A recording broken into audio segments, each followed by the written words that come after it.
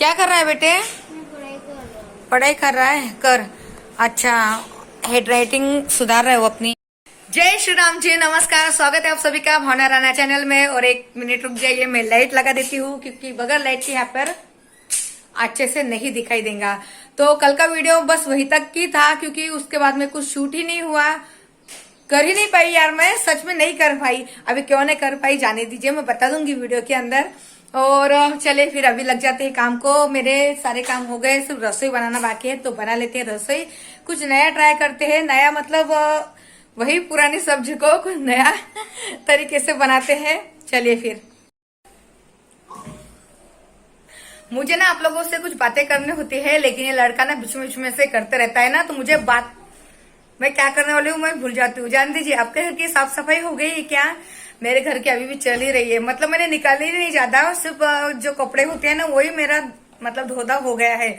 और बेडरूम और kitchen room नहीं सॉरी, बेडरूम और हॉल की साफ सफाई हो गई है। सिर्फ पूरा किचन रूम बाकी, ऊपर से लेकर तो नीचे तक, मतलब फ्रिज, रैक, वो मालोचा ऊपर का जिसपे हम डब्बे रखते हैं, ये देखिए ये सब परेशान करता है। इसलिए मुझे ना ऐसा मैं भूल जाती हूँ क्या बोलना होता है। तो सब मतलब पूरा साफ सफाई, मेरी पूरी किचन की साफ सफाई अभी तक बाकी है।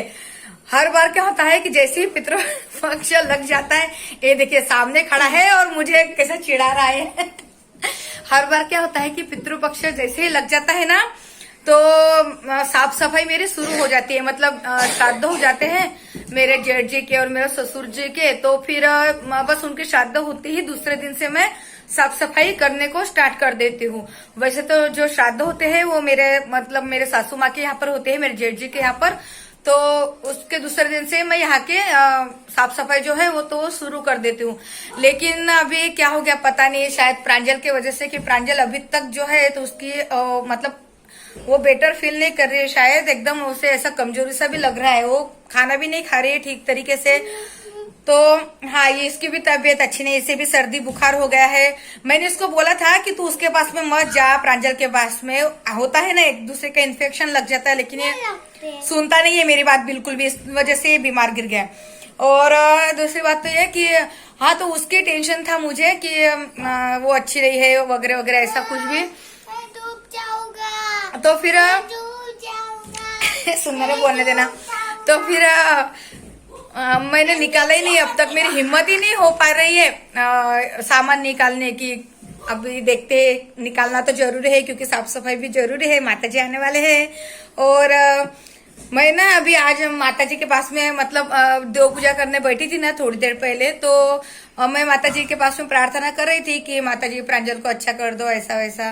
तो ये बच्चा भी मेरे पास में बैठा था, तो उसको मैं बोल रही थी जा उठ उधर जा, मुझे माता जी से थोड़ी सी बात करने दे, मुझे प्रार्थना करने दे अच्छे से। तो ये सुन नहीं रहा था और इसको मैंने जबरदस्ती से ऐसे उठाया और मैं खुद उठने गई तो अगरबत्ती लगाई थी, तो मेरे पलकों पे यहाँ पे अगरबत्ती का चटका लग गया, तो मुझे इतना जलन हो रही है आंख में। ये सब ये बच्चे की वजह से हुआ। ये बच्चा बहुत बदमाश है ना, आप लोगों के साथ में बात करने देता है ना, भगवान जी के साथ में ठीक से बात करने देता है।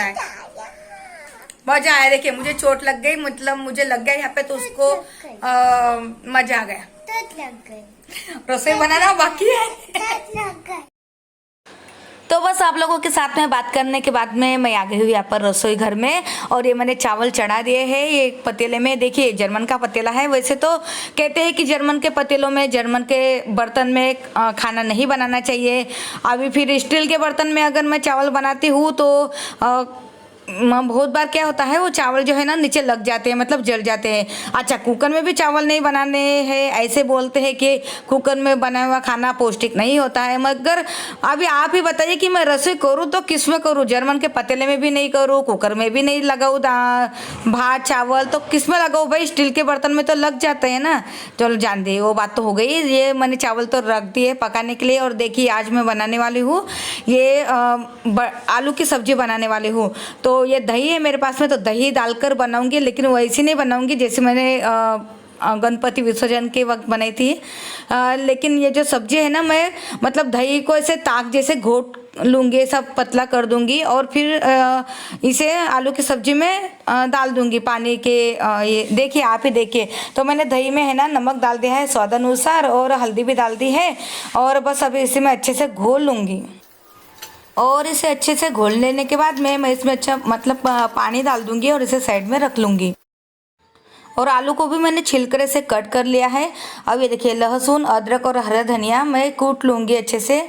और देखिए मैं नीचे बैठ गई हूँ छीलने के लिए और ये मेरे पास में आ गया है और मुझे परेशान कर रहा था कि मम्मी इसे क्या कहते, उसे क्या कहते। मतलब ये इस लड़के को लाल मिर्च पाउडर, हल्दी, धनिया पाउडर इसे कुछ पता नहीं है। हालांकि नहीं होता है बच्चों को ज़्यादातर पता। तो देखिए मुझे किस तरीके से परेशान करेंगे ये। मम्मी कौन सा मसाला है? ये लाल मिर्च पाउडर है, ये धनिया पाउडर है, ये जीरा है, ये राई है, ये हल्दी है और इन दोनों में भी गरम मसाला निकालना बाकी। हाँ? उसे मराठी में मोहरी कहते हैं, हिंदी में राई कहते हैं और इंग्लिश में क्या कहते हैं उसे बता तो? हिंदी में उसे सरसों के दाने भी कहते हैं। मस्टर्ड सीड्स कहते हैं उसे। क्या कहते हैं इंग्लिश में? Mustard seeds. Mustard seeds. और धनिया को क्या कहते हैं हिंदी में? मुझे भी नहीं पता। मराठी में उसे कहते हैं धनिया पाउडर। और ये क्या है? वो जीरा है। उसे क्या कहते हैं इंग्लिश में? चोखा। Cumin seeds. Cumin seeds. ये और ये चोखा क्यों है? चोखा नहीं, चोखा को हिंदी में चावल कहते हैं, अपनी भाषा में चोखा कहते हैं और मराठी में कहते हैं उसे तांदूळ और इंग्लिश में कहते हैं राइस। और आटे को इंग्लिश में क्या बोलते? आटे को इंग्लिश में कहते हैं फ्लोर। फ्लावर। फ्लोर। और मराठी में पीठ। हिंदी में आटा। और अपनी भाषा में आटा। और अपने के भाषा में पंखा। और ये क्या है? वो है हल्दी। इंग्लिश में कहते हैं टर्मरिक और मराठी में कहते हैं हळद और हिंदी में कहते हैं हल्दी। हल्दी दूध। ये है रेड चिली पाउडर। इंग्लिश में इसे रेड चिली पाउडर कहते हैं, हिंदी में कहते हैं मिर्च पाउडर और मराठी में कहते हैं लाल तिखट, लाल मिर्च पाउडर। Red chilli powder. ये कौन सा मसाला है? ये है लहसुन। इसे मराठी में कहते हैं लहसुन। इंग्लिश में क्या कहते हैं इसे? गार्लिक। क्या कहते हैं? गार्लिक। GARLIC। गार्लिक। चल रखो उठा के। जब तक इसकी बड़बड़ चल रही थी तब तक ये चावल भी पक गए हैं और ये मैंने तेल रख दिया है और उसमें राई डाल दी है। राई चटकने लग गई तब उसमें मैं जीरा डाल दूंगी। जीरा चटकने लग जाएगा तब उसमें मैं ये जो पेस्ट बना के रख दिया है लहसुन, अदरक और हरा धनिया का, वो उसमें डाल दूंगी और इसे अच्छे तरीके से चला लूँगी। और ये अच्छी तरीके से हो जाएगा तब इसमें मैंने डाल दी है हल्दी, ये गरम मसाला पाउडर डाल दिया है, धनिया पाउडर डाल दिया है और इसे अच्छी तरीके से अभी मैं भून लूँगी। फिर इसमें स्वाद अनुसार नमक डाल दूँगी और नमक है ना मैंने थोड़ा सा दही में भी डाल दिया था, इसलिए मैं अभी इसमें कम ही डालूँगी। और देखिए आलू मैंने धोकर रख दिए थे तो वो भी इसमें डाल दिए है। अब इसे अच्छी तरीके से भून लूँगी और इसमें जो मैंने दही को ऐसा छाछ बना लिया था तो वो भी इसमें डाल दिया है। अब इसे मैं अच्छी तरीके से इसे अच्छे चला लूँगी और फिर से आलू को पकने दूँगी। और ये सच मानिए आप, इतनी अच्छी सब्जी बढ़िया बनकर तैयार हो गई थी। मैंने पहली बार मैंने ये सब्जी बनाई है, लेकिन मुझे डरते डरते बनाई थी मैंने, लेकिन इतनी स्वाद बनी थी सब्जी। वो मट्ठे वाले आलू कहते हैं इसे या छाछ वाले आलू कहते हैं, बहुत नाम है अलग अलग प्रकार के इसके मैंने सुने थे। हाँ, हमेशा श्राद्धों में क्या होता है आलू और कढ़ी जरूर बनती है, तो दोनों अगर खा लो ना साथ में तो बहुत बढ़िया लगती थी वो सब्जी। तो मैंने सोचा कि जान दो आलू की अलग बनाओ और कढ़ी अलग बनाओ, तो क्यों ना छाछ को ही मैं ऐसे आलू के सब्जी में डाल कर अगर पका लूँ तो देखेंगे स्वाद कैसा लगता है। तो मैंने देख भी लिया और खा भी लिया है। तो इतनी बढ़िया बनी थी सब्जी, बहुत ज़्यादा बढ़िया बनी थी। और ये मैं जो अभी लाइटर बताया ना आपको, तो वो लाइटर मैंने धो लिया था, फिर सूखने के बाद में आपको बता रही थी। और देखिए मैं आटा भी अभी छलनी से छान रही हूँ यहाँ पर, और ये आटा भी मैं जल्दी से भिगो लूँगी और चपाती डाल देते हैं और करते हैं काम आगे।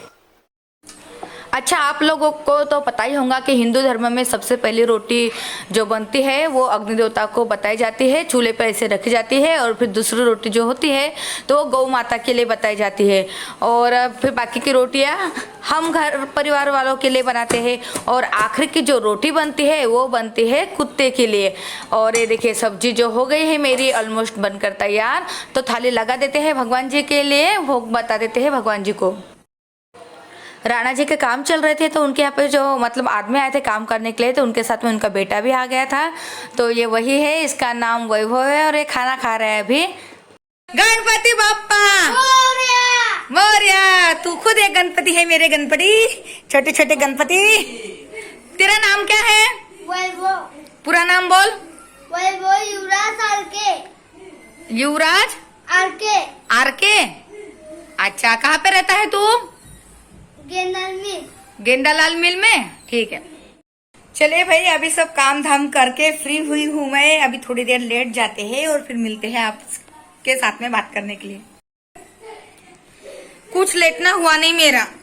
ये बच्चे कहाँ पे सोने देते नहीं है। ये साड़ी रखी है यहाँ पर।